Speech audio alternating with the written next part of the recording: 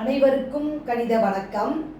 இப்போ பார்க்க போகிறது 6ஆம் வகுப்புக்குரிய கணக்கு பார்க்க போகிறோம். முதல் பருவம் பயிற்சி 1-4 3வது கணக்கை பார்க்க போகிறோம். அதில் 3வது கணக்கு கொடுக்கப்பட்ட இடமதிப்பிற்கு முழுமைப்படுத்துக அப்படின்னு சொல்லி கணக்கு கொடுக்கப்பட்டிருக்கு.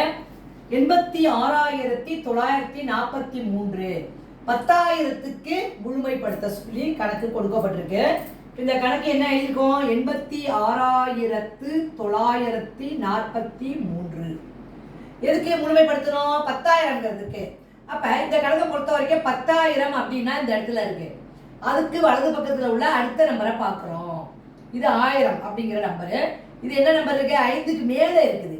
அப்ப இதை முழுமைப்படுத்தும் பொழுது 86,943 என்பது 90,000ஆக நம்ம முழுமைப்படுத்தலாம். இதோடைய ஆன்சர் என்ன வருது? 10,000க்கு முழுமைப்படுத்தும் பொழுது இந்த நம்பரு 90,000ஆக மாறும். புரிஞ்சுங்களா?